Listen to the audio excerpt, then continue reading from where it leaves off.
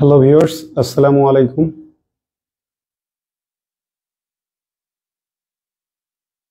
আপনাদেরকে লাইভ ক্লাসে স্বাগতম।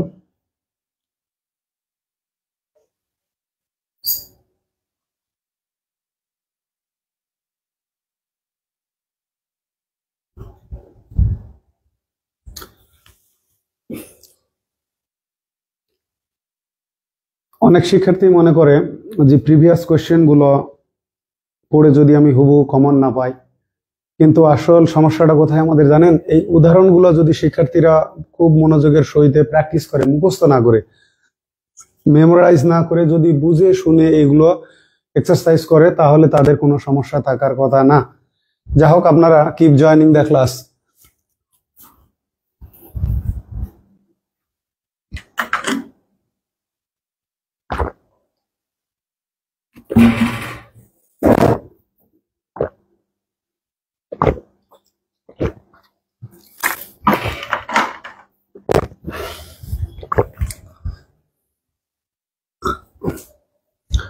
যারা সালাম দিয়েছেন তাদের উদ্দেশ্যে ওয়ালাইকুম আসসালাম ওয়া রাহমাতুল্লাহ।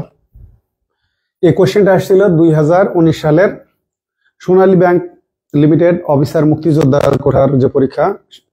তো এই প্রশ্নটা আবার 2024-25 সালের ঢাকা বিশ্ববিদ্যালয়ের বি ইউনিটের ভর্তি পরীক্ষায় প্রশ্নটা একটু চেঞ্জ হয়ে আসছে। সেটা কিভাবে আসছে দেখেন। এই জায়গায় ছিল মেনি ফর্মস অফ, যেটা বি ইউনিট 24-25 আসছে কিভাবে দেখাই আপনাদেরকে। আসছে হলে এইরকম, দেখেন, মোস্ট সিরিয়াস ডিজিজেস,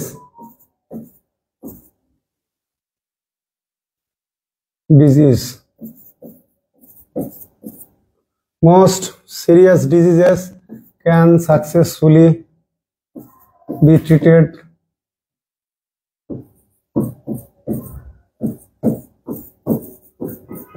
fully। এখানে ছিল কিউড, ট্রিটেড এর পরে গ্যাপ, তারপরে ছিল ডিটেক্ট, এখান থেকে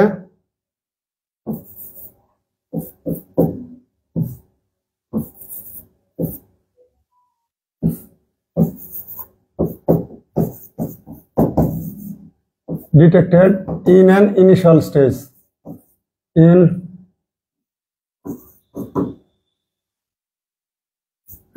initial stage। এটা আসছে কোথায়? ডিইউ বি ইউনিট, মানে ক ইউনিট 24-25 ভর্তি পরীক্ষায় ঢাকা বিশ্ববিদ্যালয়ের। এখন এই প্রশ্ন আসছে কি দেখেন, এখানে গ্যাপ। এই আগের যে কোয়েশ্চেনটা ছিল মেনি ফর্মস অফ ক্যান্সার, মানে কি বিভিন্ন ধরনের বা বিভিন্ন প্রকারের ক্যান্সার ক্যান বি কিউরড, মানে কি এটা নিরাময় করা যেতে পারে বা নিরাময় করা সম্ভব ইফ ড্যাশ আর্লি। এখন ইফের পরে এক্ষেত্রে কি হবে দেখেন, মেনি ফর্মস অফ ক্যান্সার, মানে ফর্মস এটা প্লুরাল, মেনি যেহেতু আছে এই জায়গায় কত, if they are treated, they are detected early হবে, দে আর ডিটেক্টেড। এখন আমরা রিডিউস করতে গেলে কি করি, এই জায়গায় আমরা যদি রিডিউস ক্লজ হিসেবে ব্যবহার করি, সেক্ষেত্রে এই যে বি ভার্ব এবং সাবজেক্ট বাদ দেওয়া যায়। তখন কি হবে, এখানে সরাসরি বসবে পাস্ট পার্টিসিপল, কারণ এরা নিজে নিজে শনাক্ত হবে না, এদেরকে শনাক্ত করতে হবে, মানে এরা অ্যাকশন রিসিভার।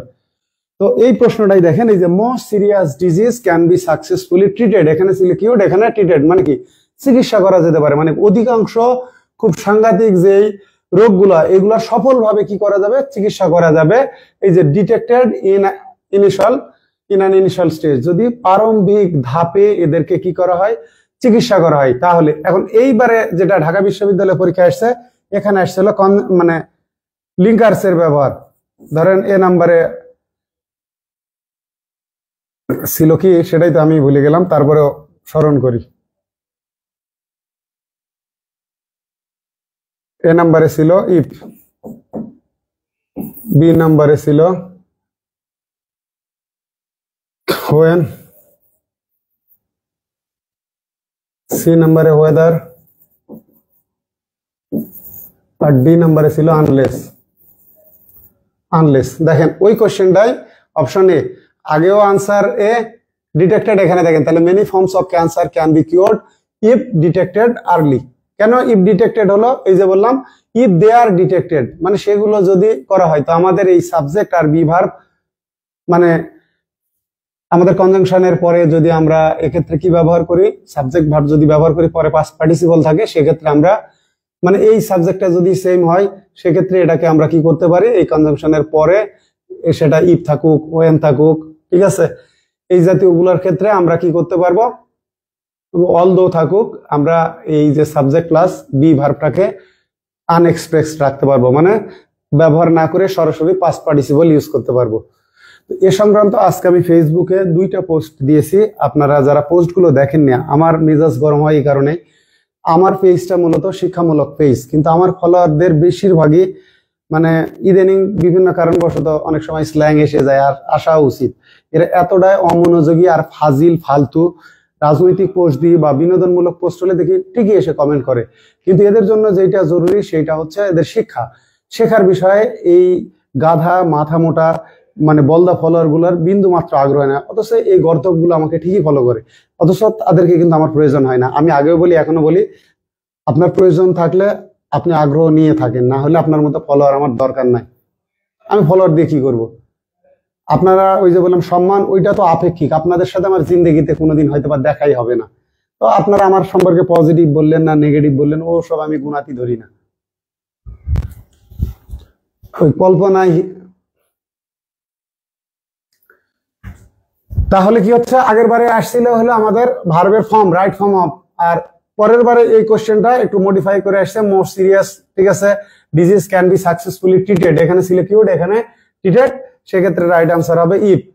ইফ, ঠিক আছে, if detected in an initial stage.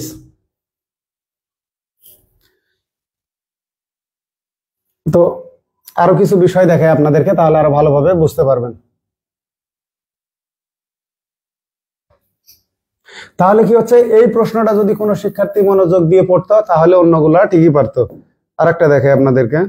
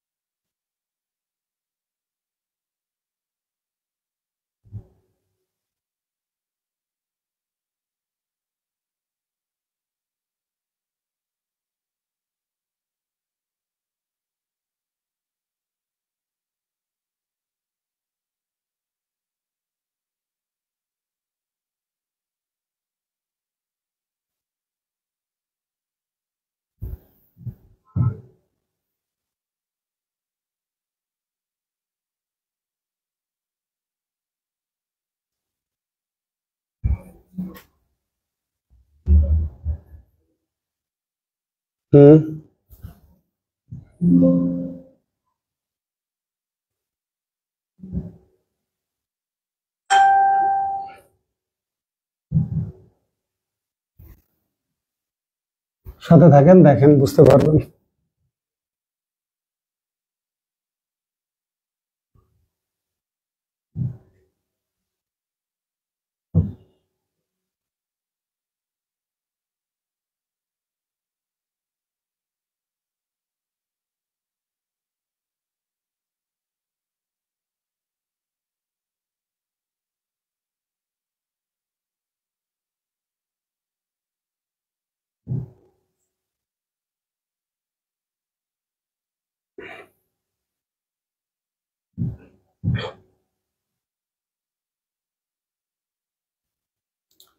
তাহলে পরের কোশ্চেনে যাই আমরা।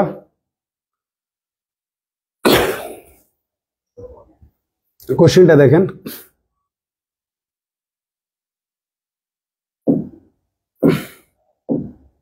তারপরে 1 বাই 1 যাচ্ছে, ওই কোশ্চেনটা একটু স্থগিত রাখলাম। দেখেন, এই প্রশ্নের আনসার হবে বাট ফর, মানে না হলে, থার্ড কন্ডিশনালের মতো সেন্সটা দেয়। ইওর সিনসিয়ারেস্ট কোঅপারেশন, মানে কি তোমার সবচেয়ে সর্বোচ্চ আন্তরিক সহযোগিতা না পেলে বা না হলে, আই উড হ্যাভ হেল্ড। আবার দেখেন, ইওর টাইমলি হেল্প, তোমার সময় মতো, টাইমলি কিন্তু এক্ষেত্রে অ্যাডজেক্টিভ, টাইমলি কিন্তু অ্যাডভার্ব হিসেবে ব্যবহৃত হয় না। টাইমলিটা আবারও বলি, টাইমলি পরীক্ষায় অনেক সময় আসে, টাইমলি অ্যাডজেক্টিভ নাকি অ্যাডভার্ব, টাইমলি হচ্ছে অ্যাডজেক্টিভ, এর অ্যাডভার্ব হিসেবে ব্যবহার নাই, যে কারণে হি অ্যারাইভ টাইমলি হবে না, বা ভার্বকে মডিফাই করার জন্য আপনি টাইমলি ব্যবহার করতে পারবেন। আপনাকে সেক্ষেত্রে এর পরিপূরক যেই কি বলবো যে phrase, adverb phrase on time ব্যবহার করতে হবে। টাইমলি এর পরিবর্তে আমাদেরকে যদি অ্যাডভার্ব হিসেবে ব্যবহার করি তাহলে আমাদেরকে ব্যবহার করতে হবে on time. He arrive on time, he arrive timely না। He arrived on time, he arrived timely হবে না। এই জাতীয় কোশ্চেন আছে দুইটা। আমি মাঝে মাঝে বেশ কয়েকবার এই টাইমলি অ্যাডভার্ব হিসেবে ব্যবহার হবে কিনা এইটা নিয়ে মাস্টার বইয়ের কারেকশন অংশের মধ্যে দুইটা কোশ্চেন আছে।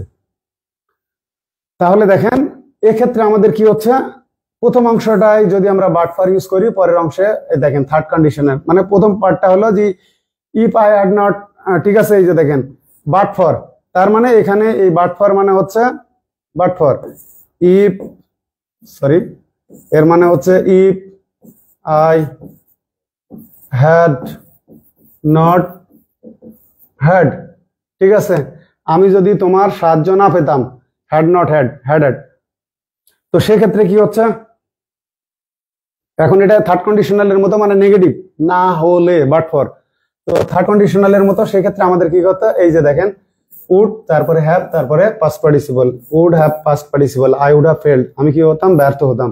এই কোশ্চেনটা কোথায় এসে দেখেন, সহকারী পরিবার পরিকল্পনা কর্মকর্তা 2022-এ। এখন দেখেন ওই কোশ্চেন আবার আসছে, এবার আসছে এখানে বাট ফর দিয়ে, এরপরে দেখেন এটা রাইট ফর্ম অফ ভার্ব আকারে, এর আগে আসছিল এটা, এই যে বাট ফর ইউর হেল্প,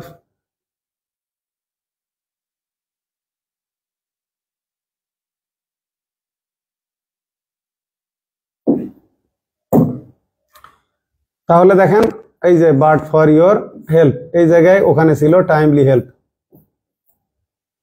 ঠিক আছে, টাইমলি হেল্প, তাহলে হবে আই উড হ্যাভ ফেইল্ড। তাহলে কি হচ্ছে, এটা আসছিল 16তম শিক্ষক নিবন্ধন 19-এ, এখানে আসছিল রাইট ফর্ম অফ ভার্ব হিসাবে, আর পরে 22 সালের পরীক্ষায় আসছে এই জায়গায় gap, your timely help, timely help, পরে ছিল আই উড হ্যাভ, তো এই জায়গাতে গ্যাপ। তাহলে কি হচ্ছে, আসল কথা হলো বেশিরভাগ ক্ষেত্রে দেখা যায় একটা উদাহরণ থেকে স্লাইড চেঞ্জ হয়ে বা ওই সমজাতীয় উদাহরণগুলোই রিপিট হয়, কিন্তু শিক্ষার্থীরা আসলে বইটা বুঝে পড়ে না, এরা প্রিভিয়াস কোশ্চেন আছে, প্রিভিয়াস কোশ্চেন গুলোই মুখস্থ করে, কিন্তু বইটা যদি বুঝে পড়তেন, বইটা আপনার জন্য ইংরেজির জন্য ওই যে বলে মোর দেন ইনাফ, কিন্তু এটা অনেকে বুঝেই না, শুধু শুধু সমালোচনা করতে আসে। আর সমালোচনা করতে আসলে একটা বিষয় আমি আগে বলছি, এখন ওপেনলি বলতেছি, বাংলাদেশে গ্রামারের যে ডাইভার্সিটি আছে বা প্রশ্নকর্তাদের যে পরিমাণে ভুল আছে, এইগুলাকে প্রপার ওয়েতে এই এরর্স মিস্টেকস গুলো ফাইন্ড আউট করা, এগুলো রেফারেন্স দিয়ে তার পক্ষে রিফিউট করা বা খণ্ডন করা, এটাকে কি বলবো যে মোর এক্সপ্লিসিট এবং ইজিয়েস্ট ওয়েতে এক্সপ্লেনেশন করা, এইগুলোর ক্ষেত্রে বাংলাদেশে মাস্টার জাহাঙ্গীর আলম ছাড়া এটুকু ইনশাল্লাহ গ্যারান্টি দিয়ে বলতে পারি, আল্লাহর মধ্যে যেটুকু শিখছি, বাংলাদেশের দ্বিতীয় কোনো এনটিটি নাই। ইভেন আপনি যদি এআই এর হেল্পও নেন, এআই এর হেল্প নিয়ে আপনি প্রেজেন্ট করবেন, আর আমি without taking help of AI, AI এর হেল্প না নিয়ে I will perform better than you always, ইনশাল্লাহ।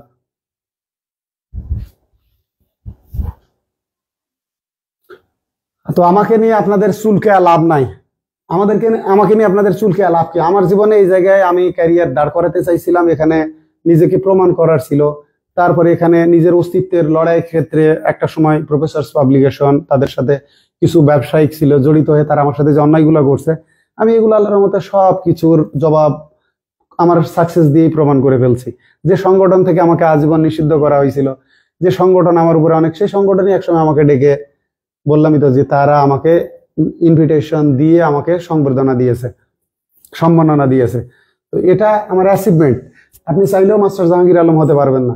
আমার জীবনে আমাকে এই যে বললাম একটুকুন একটা 70 টাকার বই থেকে 600 টাকার বই, এবং বাংলাদেশে মাস্টার ইংলিশটা যদি টোটাল ধরা হয় বাজারে, অন্যরাও ইয়ে করবে, দেখা যাবে যে অল টাইম হয়তোবা সর্বোচ্চ বিক্রিত বই যে কোনো বইয়ের চেয়ে জাতীয়। তাহলে এবারে আসি আমরা আগের আলোচনায়। দেখেন প্রশ্নকর্তার এবারে আমরা ছেড়াছিড়ি করি। কি বললাম, প্রশ্নকর্তাকে ছিড়বো এবারে। আগে আপনাদেরকে একটা দেখাই, তারপরে প্রশ্নকর্তাকে ছিড়তেছি। আপনারা বলেন তো রোজ কোন নাউন?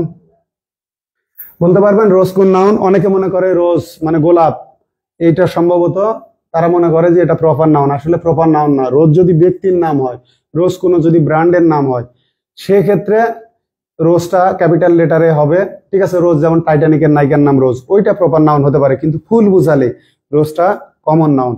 এটাকে যখন ব্যবহার করবেন হয় এর আগে মানে ডিটারমিনার ইউজ করতে হবে, যে যেমন শি বা he presented me with a rose, মানে কি সে আমাকে একটা গোলাপ দিল অথবা এক গাদা গোলাপ দিল, তাহলে কি হচ্ছে হি বা she presented me with a bunch of roses, ঠিক আছে। অথবা এক বুকে বানিয়ে দিছে উইথ এ বুকে অফ রোজেস, ঠিক আছে। তেমনি যদি আমরা শুরুতে ব্যবহার করি যে গোলাপের ঘ্রাণ মিষ্টি, সেক্ষেত্রে রোজ স্মেল সুইট হবে না, হবে রোজেস, ঠিক আছে। স্মেল সুইট মানে ভার্বটা প্লুরাল হবে, রোজ থেকে রোজেস করতে হবে, ভার্বটা স্মেল হবে।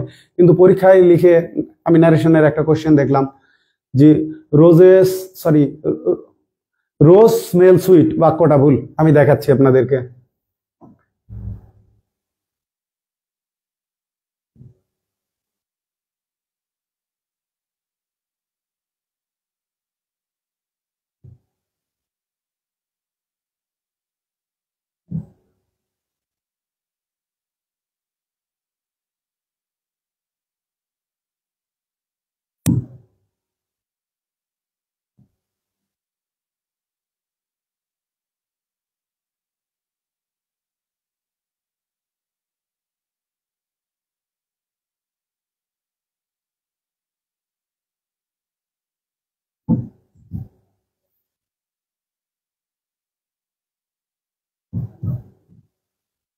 থেকে থেকে কাজ করে, থেকে থেকে করে না, এই হলো সমস্যা। এই যে দেখেন এখন কাজ করছে, এখানেই দেখেন the roses in our garden smell, ঠিক আছে। এটাকে ব্যবহার করতে হবে প্লুরাল হিসেবে অথবা এর আগে ডিটারমিনার, এখানে নির্দিষ্ট অর্থে বোঝাইছে, এটা প্রবলেম না। প্রবলেম দেখাচ্ছি, দেখেন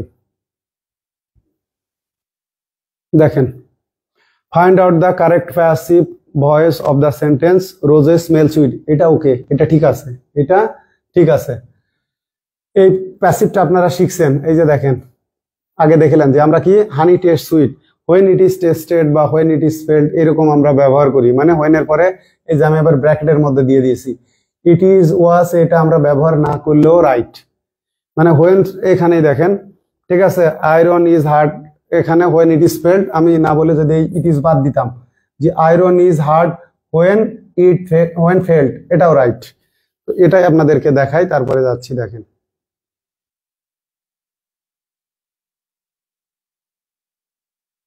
find the correct passive voice of the sentence roses smell sweet. স্থানীয় সরকার বিভাগ মানে কি এলজিডি ডিপার্টমেন্টের উপসহকারী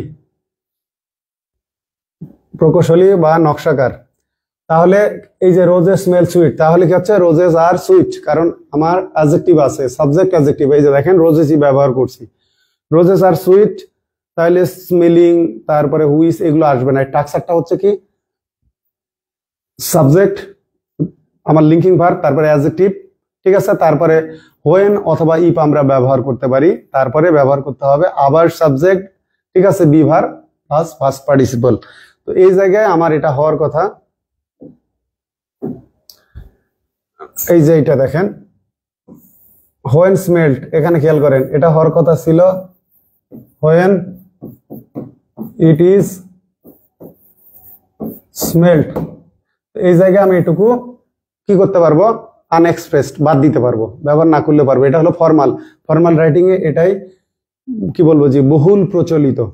তো এই জায়গায় যে সমস্যাটা সেটা দেখেন, ওই যে most form of cancer can be cured if detected early, এই যে দেখেন হোয়েন বা ইফ, এই জায়গায় আমি হোয়েন স্মেল না দিয়ে এটা ইফ স্মেল দিতে পারতাম। ইফ স্মেল মানে ইট ইজ, এখানে ইফও ব্যবহার করা যাবে, কোনো সমস্যা নাই। তাহলে এরকম একটা উদাহরণ দেখায় আপনাদেরকে। এখন আমার কথা হচ্ছিল দেখেন এই জায়গায় রাইট আছে রোজেস স্মেল সুইট, এখন এটাই আবার ভুল আছে। দেখেন এখানে আনসার বি, এই যে দেখেন হোয়েন এর পরে স্মেল, মানে হোয়েন এর পরে পাস্ট পার্টিসিপল বা ইফ এর পরে কনজাংশনের পরে অথবা অলদো এর পরে আমরা অ্যাডজেক্টিভ বা পাস্ট পার্টিসিপল ইউজ করতে পারবো। আগে আমরা ট্রেডিশনাল গ্রামারে ক্লজ গুলো পড়তাম এইভাবে, মেইন ক্লজ বা প্রিন্সিপাল ক্লজ, তারপরে সাবঅর্ডিনেট ক্লজ, কোঅর্ডিনেট ক্লজ। আর মডার্ন গ্রামারের আবির্ভাবের সাথে সাথে আমরা আরো 3টা ক্লজ পাইছি। ফাইনাইট ভার্ব থাকলে ফাইনাইট ক্লজ, ফাইনাইট ভার্ব না থেকে নন ফাইনাইট ভার্ব থাকলে নন ফাইনাইট ক্লজ, আর যদি ভার্বই না থাকে শুধু অ্যাডজেক্টিভ থাকলো, ঠিক আছে, এই রিডিউসড অ্যাডভার্বিয়াল যে ক্লজগুলো থাকবে সেক্ষেত্রে এইটা হবে ভার্বলেস ক্লজ। তাহলে কি finite clause, non finite clause আর ভার্বলেস ক্লজ। তারপরে ডিফিনাইং ক্লজ আছে, রিলেটিভ ক্লজ, ঠিক আছে, নন ডিফিনাইং রিলেটিভ ক্লজ আছে, রেস্ট্রিকটিভ ক্লজ আছে, নন রেস্ট্রিকটিভ ক্লজ আছে। আসলে ক্লজের যে আমরা ট্রেডিশনাল এই 3টা ক্লাসিফিকেশন পড়ছি, এর বাইরেও ক্লাসিফিকেশন আছে, এগুলো আসলে শেখা দরকার। তো এই কারণে আমার পিছনে আপনারা দয়া করে চুলকায় আপনাদের লাভ নাই। একটা বই দিয়ে আল্লাহ পাক আমাকে যা দিছে এটুকু আমি কেন বলি, আমার আল্লাহর রহমতে একটা বই থেকে গত 10 বছরে যেটুকু আল্লাহর রহমতে পাইছি, বই প্লাস পেপার কেনা। পেপার কেনা মানে কিরকম বলি, ধরেন আমার এখন একটু ডাল সিজন যাচ্ছে, তো টাকা তো ব্যাংকেই থাকবে না, দরকার নাই, আমি 4 গাড়ি কাগজ কিনলাম বা 5 গাড়ি বা 6 গাড়ি কাগজ কিনে রেখে দিলাম, এদিকে বইও ছাপা থেকে গেল। এই যে ফুল সিজনে কাগজের দাম বেড়ে যায়, যখন কাগজের এই যে এখন ফুল সিজন চলতেছে, অ্যাডমিশন সময় ধরেন 1,30,35,000 কাগজ পাওয়া যায়, এখন দেখবেন এই সিজনে কোম্পানিগুলো দাম বাড়িয়ে দিবে, কারণ পেপারের ডিমান্ডসটা বাড়ে। তো এই যে আমি তো কাগজ কিনেই রাখছি, তো আমি তো আপনাকে আমার কেনা, কারণ আমার টাকা আমি ফেলে রাখছি, আমি তো ব্যাংকেও রাখতে পারতাম বা অন্য খাতে ইনভেস্ট করতে পারতাম। তো এই যে যেহেতু আমার এখানে সিকিউর কি বলবো যে সোর্স অফ ইনকাম আছে, এই যে আমার জন্য বাড়তি ইনকাম, এটাও একটা ফ্যাক্টর। মানুষ নর্মালি 2-4 হাজার মানে দেখা যায় যে যেভাবে ইয়ে করে, আমি ওইভাবে রিস্ক নিই না, আমি আমার স্টাইলে চলি। তো এই জন্য আল্লাহর রহমতে যা পেয়েছি আলহামদুলিল্লাহ, এটা এইভাবে আমি যতটা সংগ্রাম করে উঠে আসছি, এটা ঠিক। এই পরিমাণে স্ট্রাগল অন্য কারো ব্যাকগ্রাউন্ড তৈরি হবে কিনা জানি না, তৈরি যদি না হয় আগামী 50 বছর আমি যে বলি, আর মাস্টারের আর একটা সুপার এডিশন প্রপারলি যদি আমি শেষ করতে পারি, আর কোনোভাবে বেসিক গ্রামারটাকে যদি মন মানসিকতা পজিটিভ থাকে, কারণ আমার মাঝে মাঝে এই কাজগুলো করতে এসে যখন গালিগালাজ খায় আমার ঘেন্না লাগে, যে এদেশে এত অমানুষ কি বলবো যে জানোয়ার সুলভ শিক্ষার্থী আছে, এদের না আছে নৈতিক শিক্ষা, না আছে পারিবারিক শিক্ষা, নৈতিকতাটুকু অন্তত থাকা উচিত, সেটা দেখি না। তাহলে এটা তো বুঝলেন, রোজেস আর সুইট হোয়েন স্মেলড, এটা নিয়ে আপনাদের আর মানে প্রবলেম থাকার কথা না। আমি আরো কিছু প্রবলেম দেখাই আপনাদেরকে, যে প্রশ্নকর্তা ভুল করে কোথায়। এই যে রোজেস, ন্যারেশন,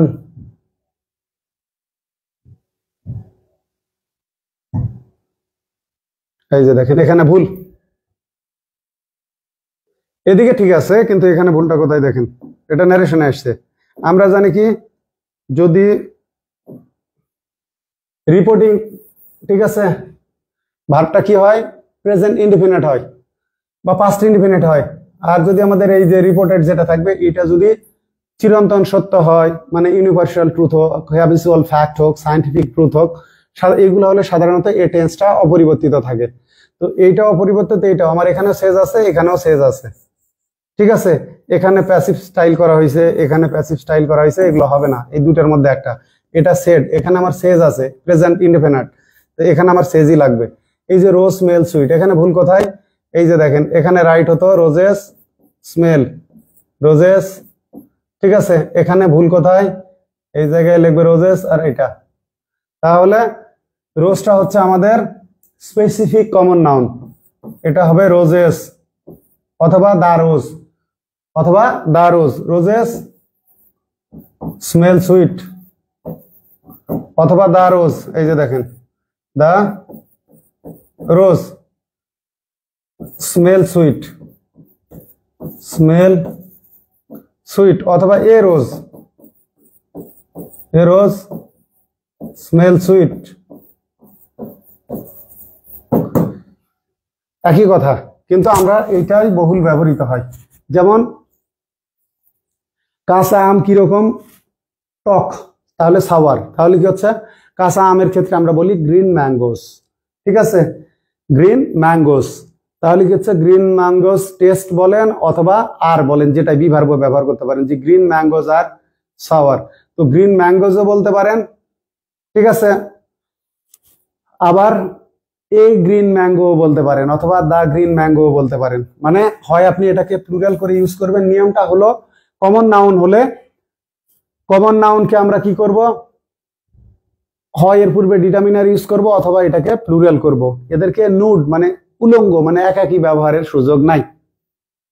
যেমন এই যে এয়ারপোর্ট, এয়ারপোর্টটা কমন নাউন, এখন এয়ারপোর্ট একটা ব্যস্ততম জায়গা, এটা আপনি এইভাবে বলতে পারেন, the airport is a busy place, অথবা an airport is a busy place, অথবা এয়ারপোর্টস আর বিজি প্লেসেস।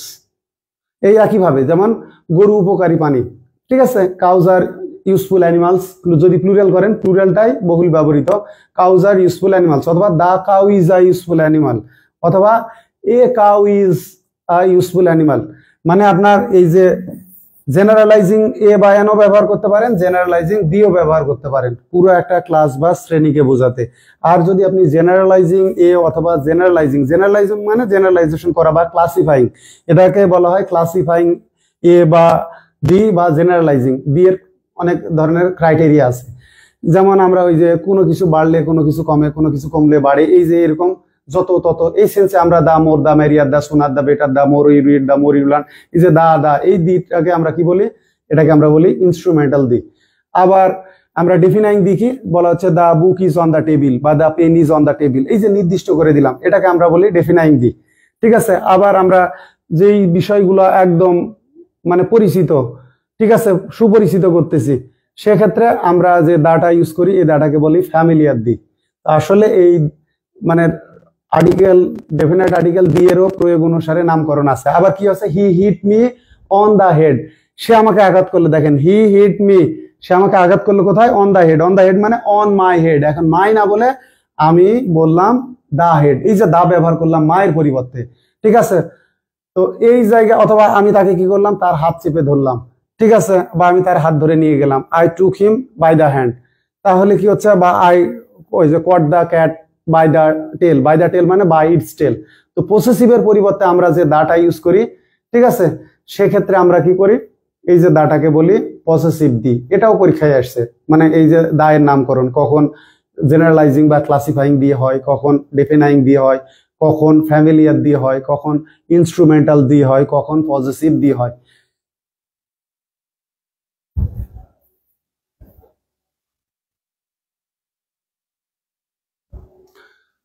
যাক, আজকে ফোন আনিনি, একটা ফোনে অনেকক্ষণ ধরে আমি কানেক্ট করতে পারতেছিলাম না, এই কারণে আমাকে বারবার পিছনে যা দেখতে হচ্ছে। যে আসলে এর আগে একদিন আমি ক্লাস নিয়ে অনলি 8 মিনিট ক্লাস রেকর্ড হয়েছে, আমি টানা 2 ঘন্টা এই কি বলবো যে ক্লাস টেনে গেছি, পরে দেখি যে না মাত্র 8 মিনিট রেকর্ড হয়েছে।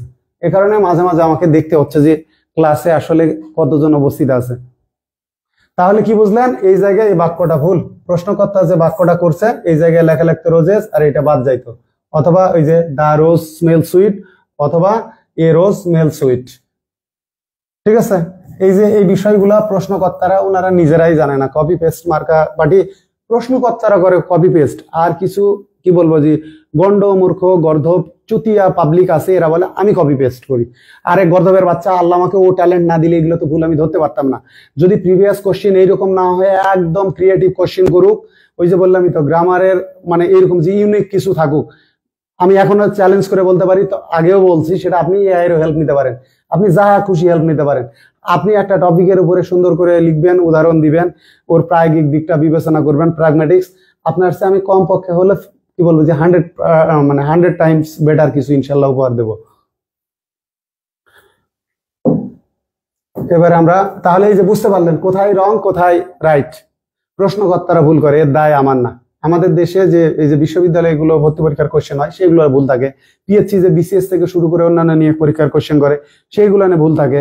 তারপরে এই যে প্রাইমারি পরীক্ষা বা এনটিআরসি যে এক্সাম গুলো হয় এইগুলো নিয়ে ইংরেজি ভুল থাকে। একে তো প্রশ্নকর্তারা ভুল করে, দুই পরবর্তীতে পরীক্ষার পরে যারা বিভিন্ন প্রকাশনী কোচিং সেন্টার অনলাইন প্ল্যাটফর্মে বিভিন্ন ওয়েবসাইট এরা যে সলভ গুলো দেয় এরাও আর এক দফা ভুল করে। তো ভুলে ভুলে একদম কি বলবো যে জরাজীর্ণ। আর এখানে আমি সব সংশোধন করে দিয়ে যত দোষ আমার, আপনার দম থাকলে করেন। আমি তো সেই 2010 সাল থেকে আল্লাহর মধ্যে মিশন শুরু করছি, 25 সাল পর্যন্ত আমি আমার এই যে ইউটিলিটিটা, আমার কি বলবো যে ইফেক্টিভনেসটা বা ইফিকেসি কার্যকারিতা আমি তো দেখিয়ে যাচ্ছি। যে এখনো আমি যদি মানে এক্সিস্টিং এরর বা ভুল ত্রুটিগুলো রেফারেন্স দিয়ে সংশোধন না করে দিই আর কারো মুরদে হয় না। এখন আমরা পরেরটাই দেখতে যাই, দেখেন।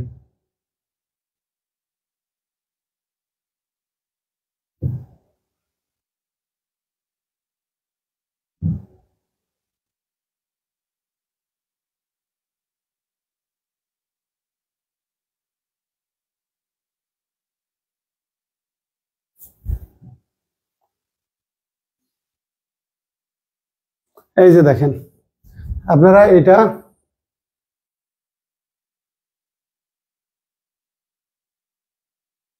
আগে কি দেখে আসলেন? রোজেস আর সুইট হোয়েন স্মেল্ট। এখানে দেখেন the stone is hard when it is felt আর হোয়েন ফেল্ট। এটাও রাইট, এটাও রাইট। আনসার দেখেন A+B। আমাদের দেশের প্রশ্নকর্তারা সাধারণত আনসার এটাই নাই। কিভাবে নাই? এই যে honey is sweet, honey is sweet when it is tested, ঠিক আছে। দা বেড ইজ হার্ড বা দা মানে mat is hard when it is felt, মানে কি দা ম্যাট্রেস ফিলস হার্ড। তেমনি একইভাবে দেখেন দা স্টোন ফিলস হার্ড, এটাকে আমরা এইভাবে করি হোয়েন ইট ইজ ফেল্ট। তো এইটাও রাইট, এইটাও মানে এও রাইট, বিও রাইট। প্রশ্নকর্তা সাধারণত এটাই নেওয়ার কথা, এটা হয়তো জানে না, কিন্তু দুটাই রাইট। এই যে দেখেন আমি আনসার A, B কে বোল্ড করে দিয়েছি। তো সমস্যা এই জায়গায়। তাহলে কি হচ্ছে, আমরা কনজাংশনের পরে যদি আগের সাবজেক্টের পরিপূরক হিসেবে পরের এই যে প্যাসিভ সেন্স ব্যবহার করা থাকে সাবজেক্ট প্লাস বি ভার্ব, এটাকে বাদ রাখা যায়। তো এই ক্ষেত্রে প্রশ্নকর্তার যে কোনো একটা রাখা লাগতো, হয় এইটা না হয় এইটা। এখানে দুটোই রাইট। তো আশা করি এই বিষয়গুলো আরো বিস্তারিত জানার জন্য আজকে যে আমি দেখেন দুইটা পোস্ট দেওয়া আছে, যে যে কোশ্চেন গুলো আমি ডিসকাস করলাম, এই কোশ্চেন গুলোর আলোকে আপনারা পোস্ট গুলো অবশ্যই পড়বেন। কোনো জিজ্ঞাসা থাকলে আমাকে জিজ্ঞেস করবেন। আর যদি সত্যিকার অর্থে মানে কি বলবো যে শিখতে অনিচ্ছুক মানসিকতার হন, তাহলে জীবনেও শিখতে পারবেন না। আমি আপনাদের পিছনে 10 বছর, ওই 16 বছর না যাই পিছনের অন্তত 10টা বছরে যে লেভেলের ডেডিকেটেড লেবারটা দিয়েছি, যে পরিমাণে টয়েল মানে কি কঠোর পরিশ্রম করেছি, এর ফিডব্যাকটা আসলে খুব বেশি আসেনি অর্থ ছাড়া। অর্থ তো আমি লেখক হিসেবে পাইনি, অর্থ পাইছি একজন পাবলিশার হিসেবে। আমি আমার টাকা ইনভেস্ট করে বই ছাপছি, মার্কেটিং করছি আমার স্ট্র্যাটেজিতে, হ্যাঁ বই বিক্রি করছি, টাকা আর্ন করছি, কিন্তু লেখক হিসেবে আমি যে কন্টেন্টস গুলা দিলাম, আমি তো লেখক হিসেবে পারিশ্রমিক নিচ্ছি না। তো সেটার আমি কি এক্সচেঞ্জ কিছু পাইছি? না, পাইনি। কারণ আমার যারা প্রিডিসেসর রাইটার বা কন্টেম্পোরারি বা সাকসেসর যারা আসবে, এটুকু বলতে পারি, যারা এই যে জবেরই জাতীয় বই আমার আগেও লিখছে, তাদেরকেও সেটা অ্যাপেক্স ইংলিশ হোক, কম্পিটিটিভ এক্সাম হোক বা অন্যান্য যে আঞ্চলিক বইগুলো আছে, প্রত্যেককে আমার আনসার দেখে দেখে তাদের ভুল আনসার গুলো সংশোধন করতে হয়েছে। এখনো তাদেরকে আমার বই অথবা আমার পোস্ট পেজ ফলো করতে হয় শুদ্ধতার জন্য। কারণ তারাও ভালো করে জানে তাদের এই লেভেলের ডেপথ অফ কি বলবো যে নলেজটা নাই, আবার এই পরিমাণে তাদের স্টাডিও না। আর এগুলো শুধু শুধু পাওয়া যায় না, প্রচুর পড়াশোনা করতে হয়, প্রচুর খুঁজতে হয়। তবে একটা প্রশ্নের সঙ্গে আর একটা প্রশ্নের যে ইন্টারকানেকশন, এগুলো ইজিলি ফাইন্ড আউট করা যায়। এবং রেফারেন্স গুলো ফাইন্ড আউট করা গেলে যদি নিজের ভুল ত্রুটি থাকে সেগুলোও শুধরে নেওয়া যায়, শিক্ষার্থীদেরকেও শুধরে দেওয়া যায়। তো যাই হোক, আজকে যেটুকু আপনাদেরকে শেখালাম, এই বিষয়গুলো মাথায় রেখে আমার কি বলবো হাম্বল রিকোয়েস্ট থাকবে, আপনারা যদি আমাকে ফলো করেন তাহলে পেজের যে পোস্টগুলো থাকে শিক্ষামূলক পোস্টগুলো পড়বেন। পড়ে যদি পড়া হয়ে থাকে, কোনো প্রবলেম না থাকে, সেক্ষেত্রে অন্তত লিখবেন যে রিডিং ডান বা রিডিং দ্য আনসার। অথবা কোনো কোশ্চেন জিজ্ঞাসা থাকলে অবশ্যই আপনি একটা কোশ্চেন যে আমি এই পয়েন্টটা বা এই জায়গাটা বুঝিনি, সেক্ষেত্রে আমার ভালো লাগা কাজ করবে যে না আপনারা পোস্টগুলো আসলে পড়েন। আমি তো পেজ খুলছি শিক্ষার্থীদের শিক্ষা দেওয়ার জন্য, কিন্তু আমার এই যে বললাম পেজের শিক্ষার্থীগুলা এত বেশি শিখতে অনিচ্ছুক। আর কিছু থাকে হলো বিভিন্ন প্রকাশনী লেখকদের ভাড়াটে পেইড এজেন্ট, মানে কি বলবো যে এদের তো মানে বায়োলজিক্যাল ফাদার নাই, এরা আসলেই এদের জন্ম পরিচয়। এরা দেখি যে হয় পেজের মেসেঞ্জারে অথবা কমেন্টে গালিগালাজ করতেই থাকে। আল্লাহ এদেরকে হেদায়েত করুক, অথবা হেদায়েত প্রাপ্ত না হলে ধ্বংস করে দিক। আল্লাহ হাফেজ। আমার কথাবার্তায় ভুল ত্রুটি হলে ক্ষমা প্রার্থী। লেখার সময় স্লিপ অফ টাং অথবা বলার সময় লেখার সময় স্লিপ অফ পেন অথবা বলার সময় স্লিপ অফ টাং হলে ক্ষমা সুন্দর দৃষ্টিতে দেখবেন। ভালো থাকবেন, শুভকামনা আপনাদের জন্য। আল্লাহ আপনাদেরকে সুস্থ রাখুক। That's all for the time being. That's all for now. Allah Hafiz.